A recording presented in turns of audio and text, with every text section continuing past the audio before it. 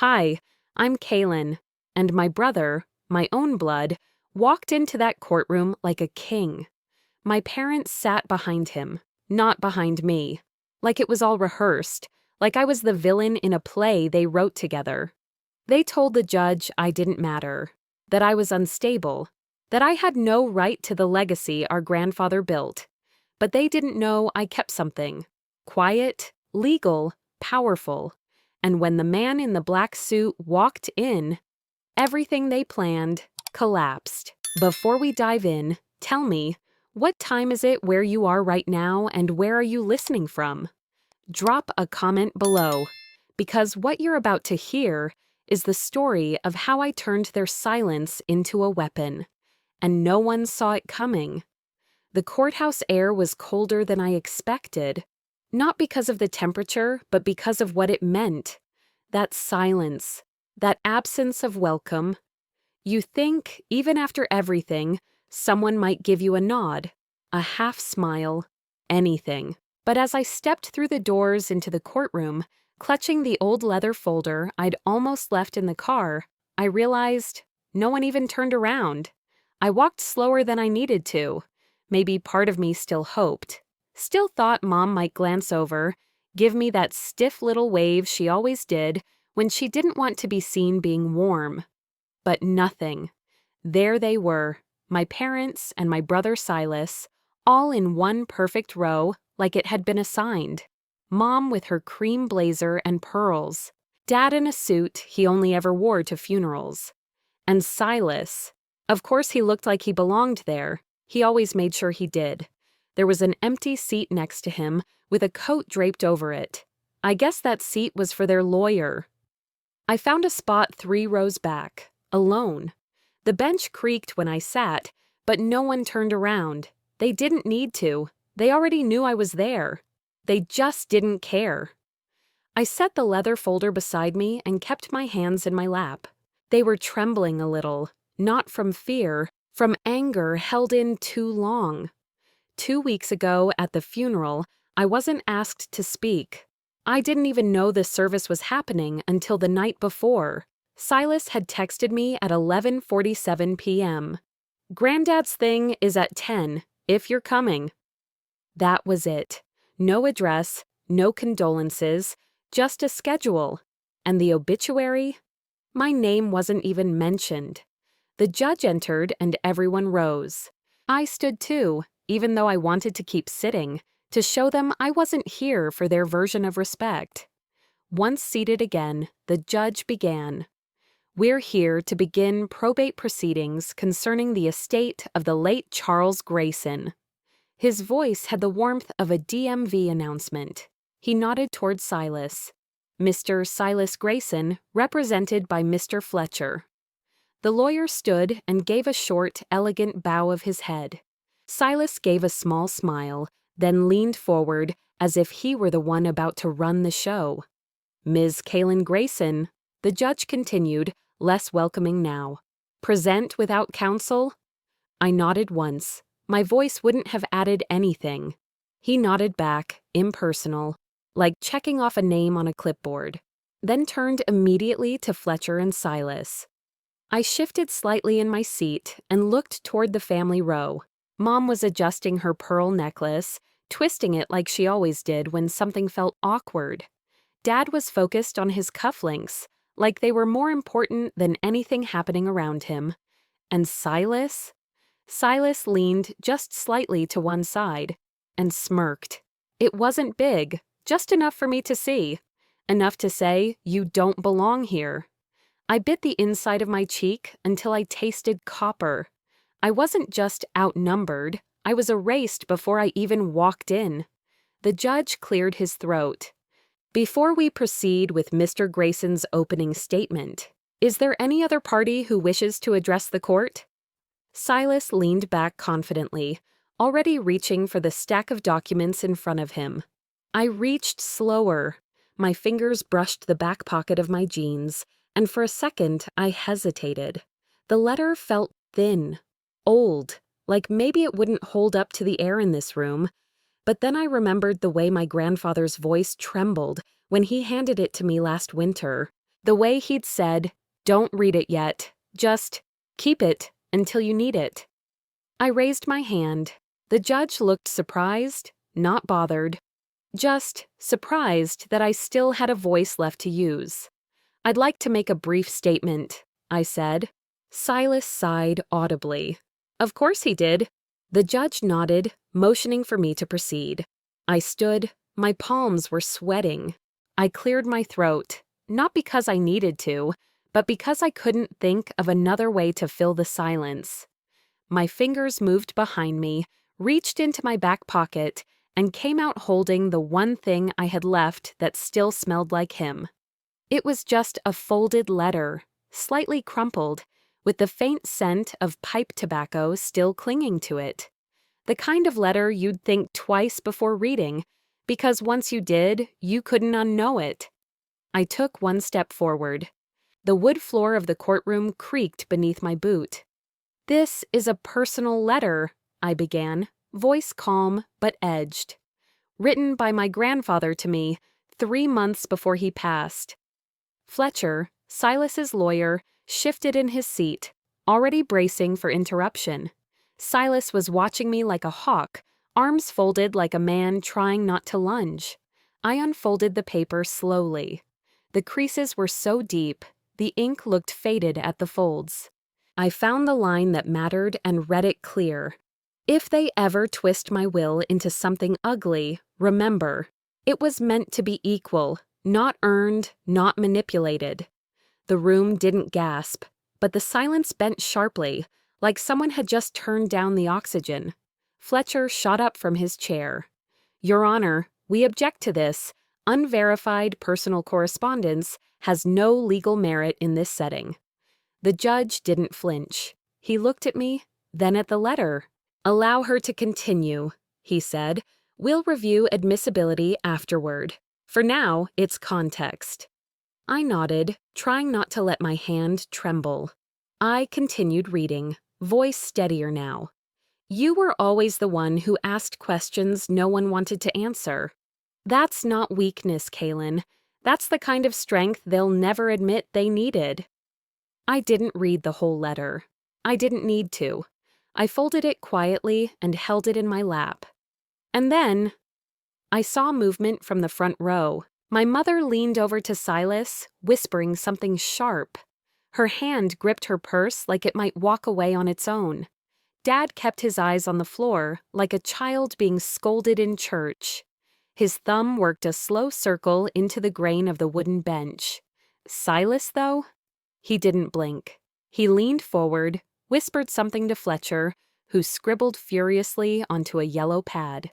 Strategy, damage control, panic disguised as confidence. Funny thing about watching people react, they always tell you who they really are when they think they're just fixing their mask. I sat back down slowly, my heart punching a slow rhythm against my ribs. I felt the edge of the folder press against my thigh, grounding me. I didn't look at them again. I didn't need to. Because suddenly, for the first time in that entire courtroom, I wasn't the one playing defense. A scent of pine drifted through my memory. Smoke, cold porch air, his voice. That night was clear as glass now. 3 months before he died, I'd stopped by on a Thursday evening. I'd brought takeout from the only diner left in town that still made decent cornbread. But when I walked in, he had already made dinner. Beans and bacon, just like he used to when I was a kid and had a bad day. We sat on the porch swing, the slats creaking beneath us in a rhythm only we knew. The stars hadn't fully come out yet, just that hazy, blue-hour light where everything looks softer than it really is. He handed me the letter wrapped in an old paper napkin, said nothing for a beat, just looked out at the darkening sky. Then finally, he said, "You'll know when to use this, and who to protect." I didn't ask questions. I didn't need to. The way his voice had thickened said everything. Back in the courtroom, the judge cleared his throat and looked at the bailiff. "We'll need to enter that letter into the record for formal review. Ms. Grayson, please submit it at the bench." I stood and walked it forward. I didn't hesitate. The leather folder stayed at my seat. As I returned, the courtroom felt changed. Not loud, not overt. But something had shifted. The judge wasn't looking through Silas anymore. Mom looked like she wanted to say something, but didn't. And Silas? His leg was bouncing.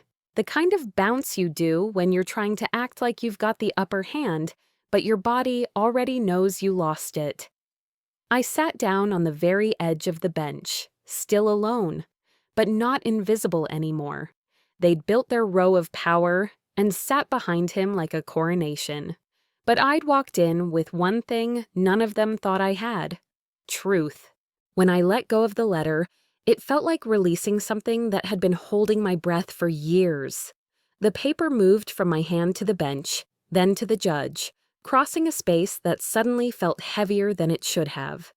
As I turned back toward my seat near the aisle, I noticed the air had shifted, not kinder, not softer, just uneasy, like a room that knows it's about to hear something it can't take back. I settled onto the bench again, spine straight, hands folded. I was still sitting by myself, but the way the room leaned in told me I wasn't being overlooked anymore. While the judge skimmed the letter, my thoughts drifted, not forward, but back. 3 nights before the hearing, my apartment had been quiet in that lonely way that only shows up after sunset. The kind of quiet where even the refrigerator sounds judgmental. I'd been standing at the sink, rinsing a mug I hadn't finished, when my phone rang. Unknown number. I almost didn't answer. Ms. Grayson? The voice was older, careful. This is Elliot Harper. The name landed harder than I expected. Elliot had been my grandfather's estate attorney for as long as I could remember. He used to sit at the kitchen table with legal pads while Grandpa complained about taxes and drank coffee that tasted like burnt dirt. We met an hour later at a rundown diner just outside Austin, the kind of place where the vinyl seats stuck to your legs and the waitress called everyone "hun." Elliot looked smaller than I remembered. Same gray suit, same tired eyes. He slid into the booth across from me, didn't order anything. He didn't trust anyone else, he said, lowering his voice. Said this was yours, in case Silas tried something. He reached into his briefcase and set a thick envelope on the table between us. Sealed, stamped, official. I didn't open it right away. I just stared at my name typed cleanly across the front, like someone had finally written me into a story I'd been standing outside of my whole life. Inside was a trust amendment, signed, notarized, detailed in a way that left no room for interpretation. It outlined a clause that made my chest tighten as I read it. If any heir attempted to challenge the equal distribution of the estate, their share would be forfeited. Automatically, no exceptions. And there it was, my name. Primary trustee in the event of conflict. I looked up at Elliot, my mouth dry. He knew. Elliot nodded once. He always did. Back in the courtroom, I stood again before anyone could stop me. My movements were calm, deliberate. I reached into the leather folder this time and pulled out the sealed envelope. I have an additional document, I said, holding it up. It's an amendment to the trust. Silas was already shaking his head. This is ridiculous, he muttered, not even bothering to keep his voice down. She's making this up. I walked to the bench and handed the envelope to the judge. My hand didn't shake this time. Before the judge could open it, the courtroom doors opened. Elliot stepped inside. Silas's lawyer went pale. Elliot introduced himself, confirmed the document's authenticity, and explained its purpose in a voice that didn't waver. Each word landed like a measured step forward. Silas shot to his feet. You can't be serious. This is a setup. My mother stood too, her face tight. We need a recess, she said sharply, like she was still in charge of something. The judge raised a hand. Silence fell. As Elliot spoke, my mind flickered to a birthday years ago. Silas opening a velvet box, a Rolex catching the light. Everyone clapping, me unwrapping a used apron with a faint grease stain, Dad saying, "You like cooking, right?" He'd always been winning, even when he was wrong, until now. The judge announced a short break to review the amendment. The gallery buzzed. Whispers passed like static. As people stood, I turned toward my family. They didn't look back. I stayed behind as the courtroom emptied for the recess. I didn't want to see their faces, not yet. Not when I could still hear the echo of my grandfather's name in the judge's voice, and not while the trust amendment sat on the bench like a live wire waiting to snap. I held onto my copy of it, folded neatly but worn at the creases from how many times I'd opened and closed it over the past 72 hours. It was warm from my hand, real, undeniable. But Silas wasn't done. The next morning, we returned to the same courtroom. The wood still smelled faintly of lemon polish and nervous sweat. I hadn't slept well. A few hours at most, but I showed up in the same black blouse and a fresh pair of jeans, hair pulled back, jaw set. Silas came in 5 minutes late, coffee in hand, grinning like this was a PR event, and he was the keynote speaker. He didn't wait for the judge to prompt him. As soon as the court resumed, he asked to make a personal statement, and they let him. "Your Honor," he began, folding his hands as if in prayer, "I wish none of this had to get this far, but I feel it's important for the court to have a fuller picture." That was the first punch. Fuller picture. He talked about me like I wasn't in the room. "My sister Kaylin has been estranged from the family for years. She's struggled, emotionally, financially, and we've tried to help, but she pushed everyone away." He pulled out printed screenshots, texts, emails, but not full ones, clipped, edited, cherry-picked. One showed me replying angrily to Mom after she missed my birthday 3 years in a row. Another was a thread where I begged Dad not to transfer the property to Silas without notifying me. The timestamps were sliced, context stripped away. "She's not here to honor our grandfather," Silas said smoothly. "She's using this trust as revenge. Grandpa didn't understand how much she'd changed." He said it like I'd turned into something unspeakable, like I wasn't grief-stricken, like I was poison. The judge didn't react, not outwardly. But I noticed his hand paused on the legal pad he'd been writing on. Behind Silas, my mother nodded slowly, lips pursed like she didn't want to, but had to. My father didn't nod, but he didn't stop it either. His silence wrapped around the lie and helped it breathe. I sat frozen, not because I believed it, but because for a brief, terrifying moment, I could see how someone else might. He rehearsed that version of me so well, I thought. I almost believed it. My throat tightened as the judge moved on, calling the next witness. Not me, never me. I wasn't given the chance to respond. I wasn't invited to defend myself. Because when the story sounds clean enough, no one bothers asking if it's true. I stood during the break and made my way to the hallway outside. A woman I hadn't seen in over a decade passed me near the vending machines. She used to teach Sunday school with my mom.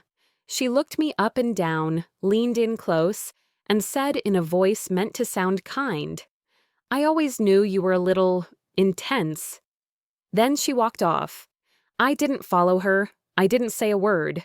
But I gripped the trust documents in my hand like they were the last bit of oxygen in a room full of smoke. When I reached the courtyard out front, I stepped into the shade and dialed Elliot.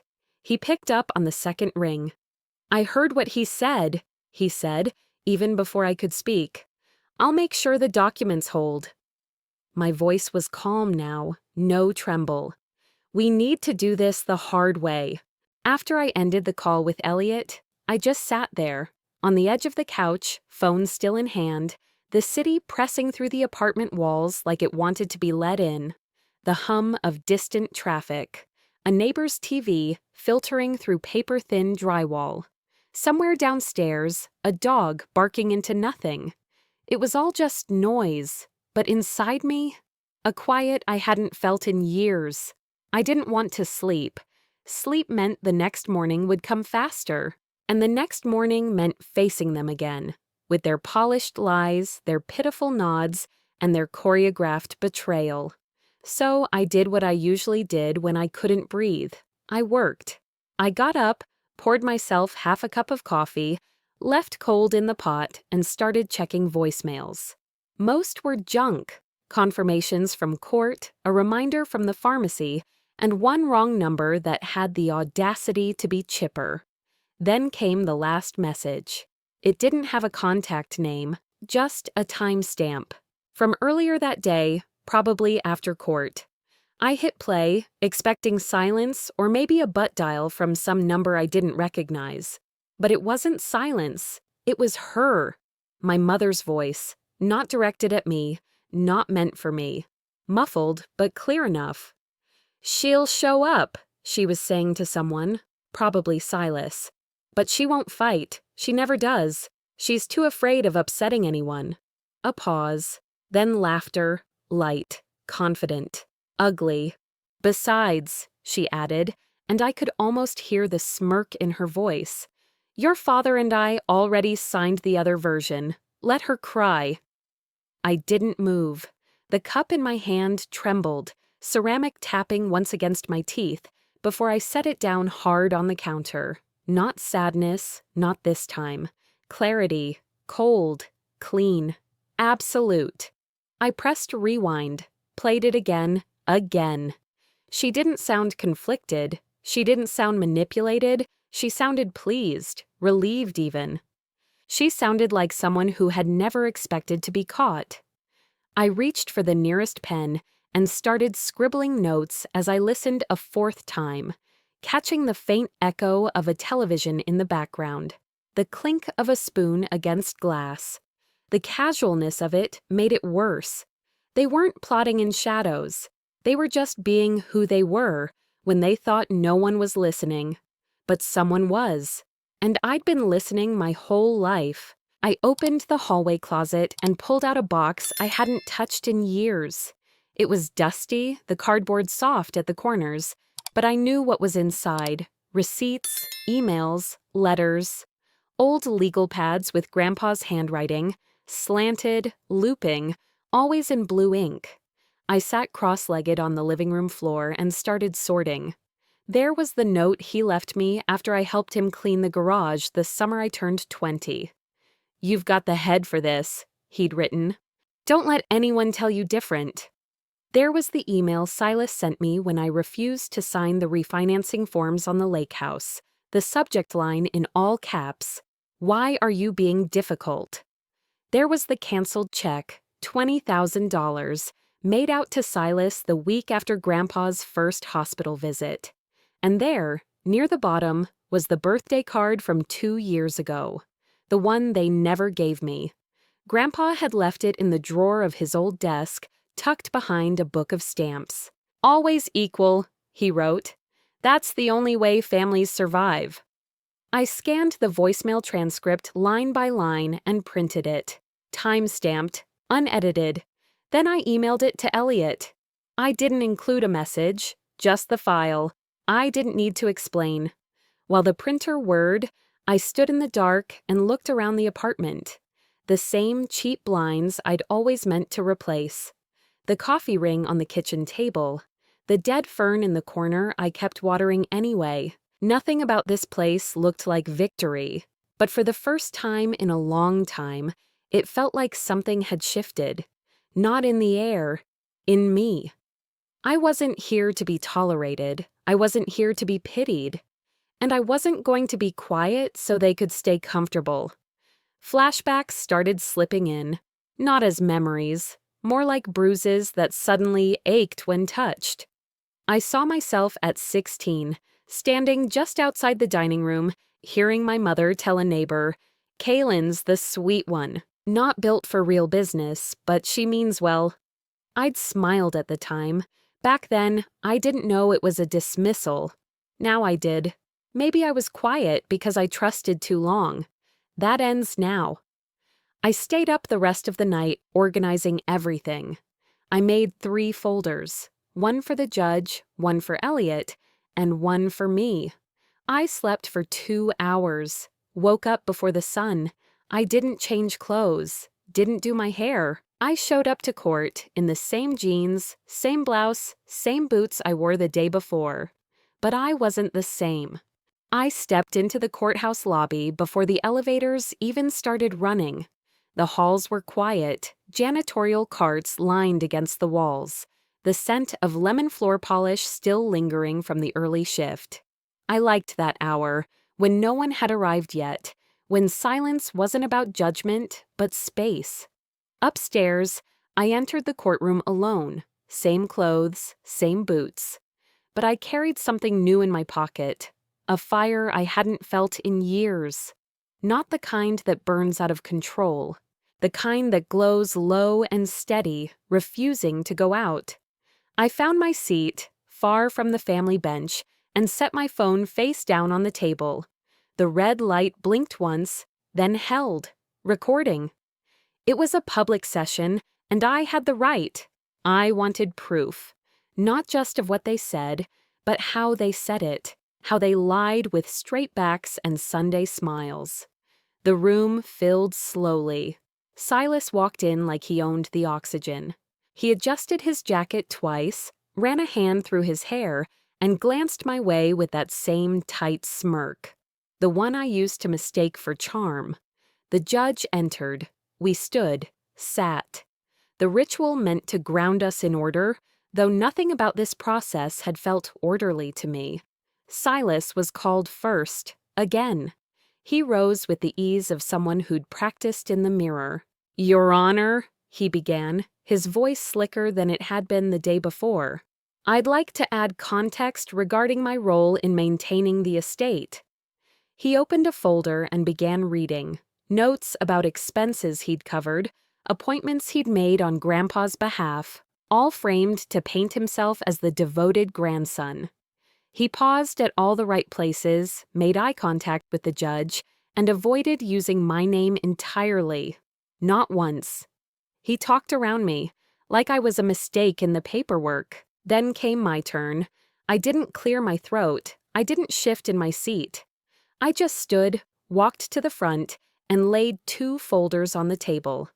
"This," I said softly, tapping the first one, "is the financial activity from my grandfather's trust in the last 9 months of his life, labeled and indexed by date, along with transaction IDs." The judge nodded, already flipping through the pages. "And this," I said, opening the second, "contains verified handwriting samples, including this instruction." I pulled out a page, a scan of Grandpa's writing in blue ink, slanted and unmistakable. I read it aloud, "Equal, even if it makes them angry." The room fell still. Silas blinked but didn't move. My mother shifted in her seat. My father looked down, rubbing his thumb along the edge of the bench. And then I played it, the voicemail. I didn't say what it was. I didn't introduce it. I just hit play. Her voice filled the room, scratchy at first, then clear. "She'll show up, but she won't fight. She never does. She's too afraid of upsetting anyone." Laughter, then her again. "Besides, your father and I already signed the other version. Let her cry." Someone gasped, sharp and real. I didn't look to see who. The judge held up his hand. "Miss Kalin, is there more?" I didn't hesitate. "Yes, but I'll save that for when the manipulation is no longer denied."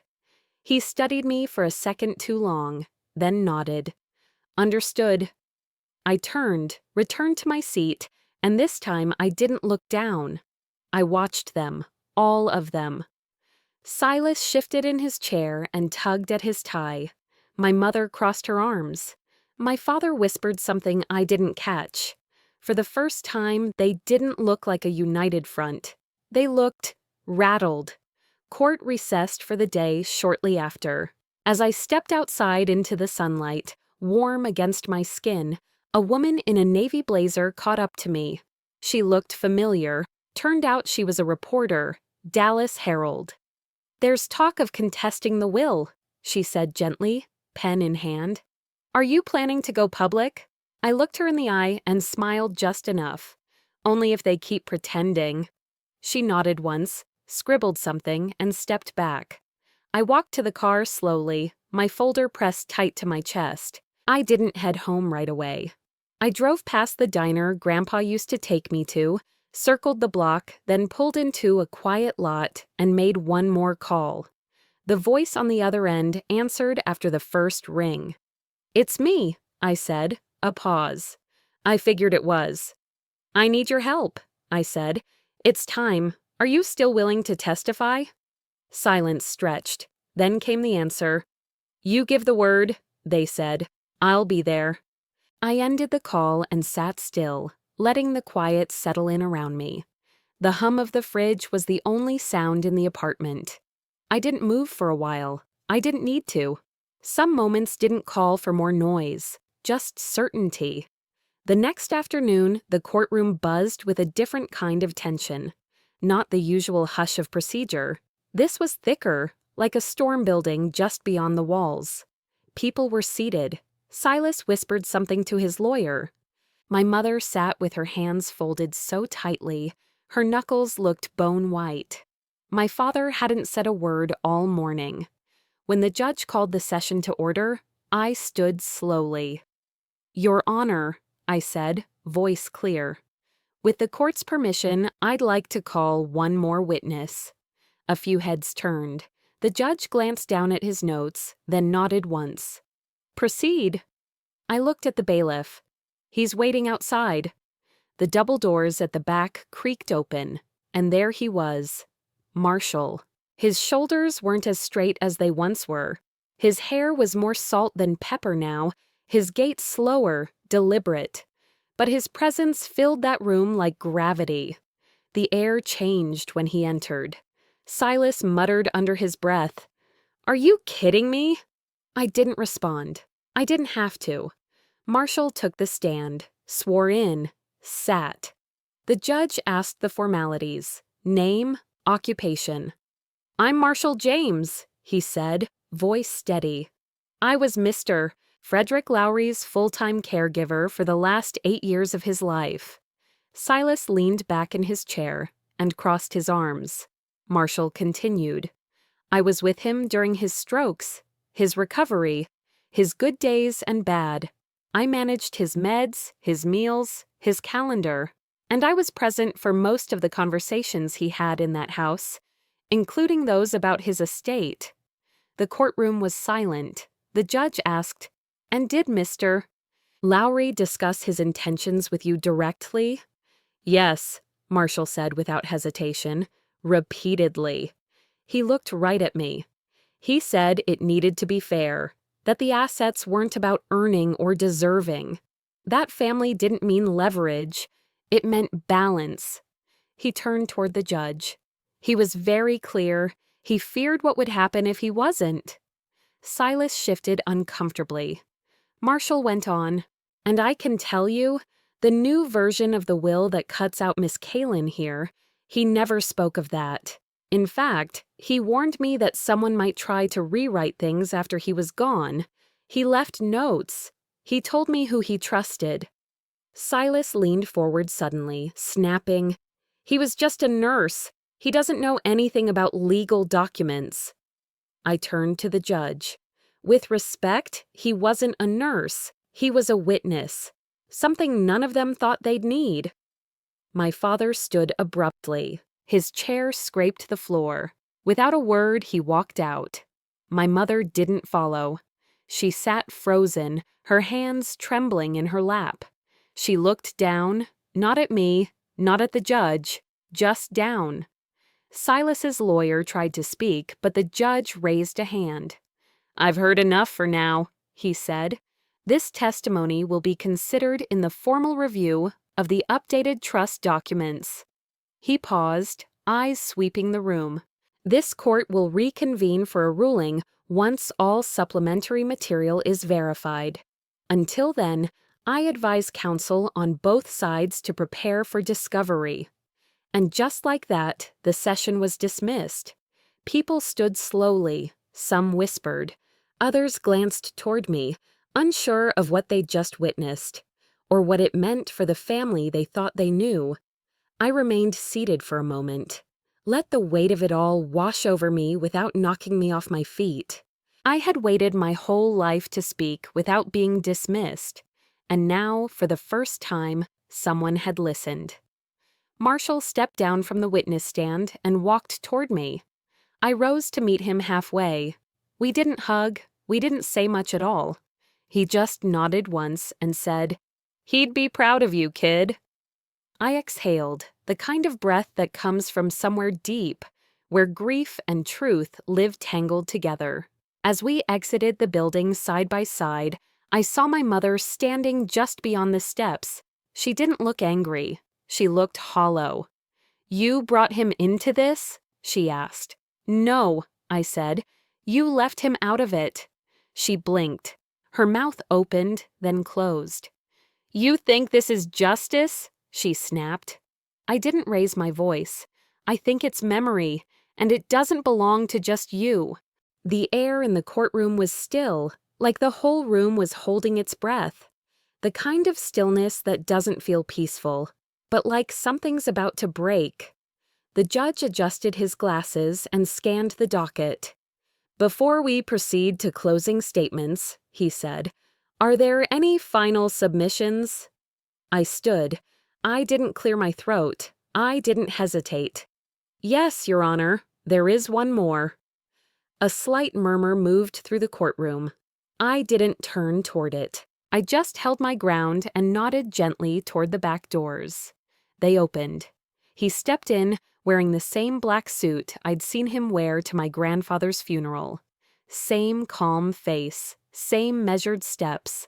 A presence that didn't ask for permission, just shifted the entire room by existing in it.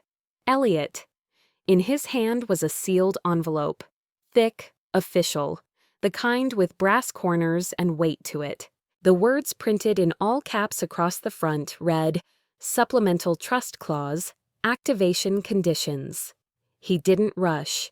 He walked straight to the bench, offered the envelope to the judge with a nod, and said, "Your Honor, this document was signed and notarized in accordance with Texas law and pertains directly to the current dispute." Silas shifted beside his lawyer. His foot tapped uncontrollably. His tie had gone crooked again. The judge sliced open the envelope and unfolded the documents. His eyes moved slowly, methodically, then stopped. He looked up. "For the record," he said, "this clause states that, quote, in the event any heir attempts to override the balanced distribution of this estate, said heir will forfeit all claims. This clause is final and not subject to contestation." The room went silent. Then a gasp, somewhere near the second row. Silas's complexion drained so fast, it looked like he'd been slapped. His mouth opened, then shut again. The color rose in his neck. I didn't move. I didn't smile. I just looked at him, not with anger, with release. Elliot remained steady beside the bench. "Your Honor," he added, "this clause was not only signed and witnessed, but also recorded. I have the video file here." The judge raised an eyebrow. "Admissible?" Elliot handed over the tablet. "Time-stamped. The file is untouched. Mr. Avery personally reviewed it 3 weeks before his death." On screen, the video flickered to life. My grandfather sat at his kitchen table, his handwriting sprawled across the page. He looked straight into the camera. "If they fight each other," he said, "if they let money make them cruel, this clause activates. I want peace, not greed." My mother dropped her gaze. Her hand reached for a tissue she never used. My father's jaw clenched, but he didn't speak. Silas bolted upright. This is fraud. You're using a fake recording? The judge raised a hand. Sit down, Mr. Avery. No, this is some manipulative stunt. She's been planning this. She's always been. I said, sit down, the judge repeated. Silas's lawyer pulled him by the sleeve. Enough, Silas. Stop. But Silas wouldn't look at me. He stared down at the table like it had betrayed him. The judge turned to Elliot. Do you confirm this document reflects the decedent's final intent? I do, Elliot replied, and so does the state record, filed, verified, and witnessed. The judge nodded. Then the court finds that Mr. Silas Avery's legal challenge has triggered the clause. As such, he is hereby disqualified from any claim to this estate. My brother's breath caught in his throat. The moment hung there, suspended in disbelief. He had spent years preparing to win by force, and now the same force erased him from the game. My mother made a soft sound in her throat. Grief, shame, maybe both. My father turned slightly, but still didn't meet my eyes.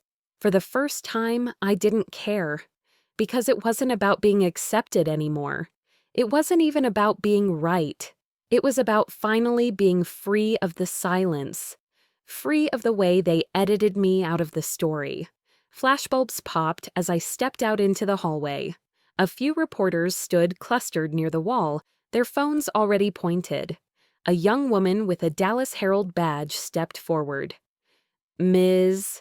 Avery, what does this mean for the estate? Are you planning to go public? I paused, then answered simply, only if they keep pretending. She blinked but nodded, scribbling it down. Inside, I could still hear murmurs rising like the tide. I turned down the hall, slower now. To my right, tucked in the corner of the wall just before the exit, was a frame I hadn't noticed before.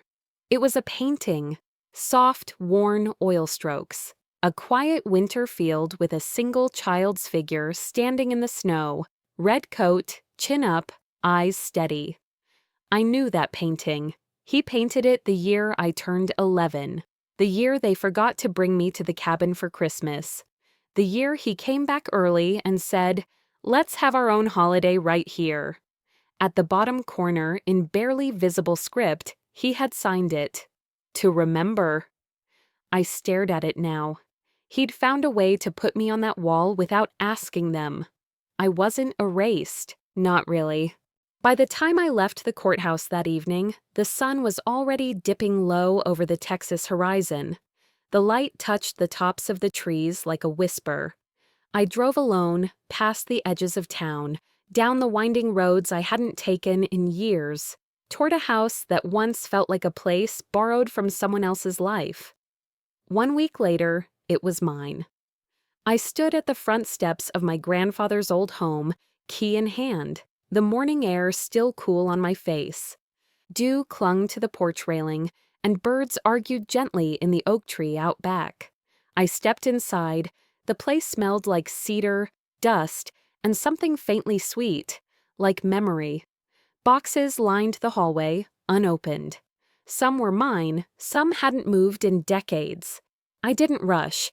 I just walked slowly through each room, tracing the outlines of spaces where things used to be.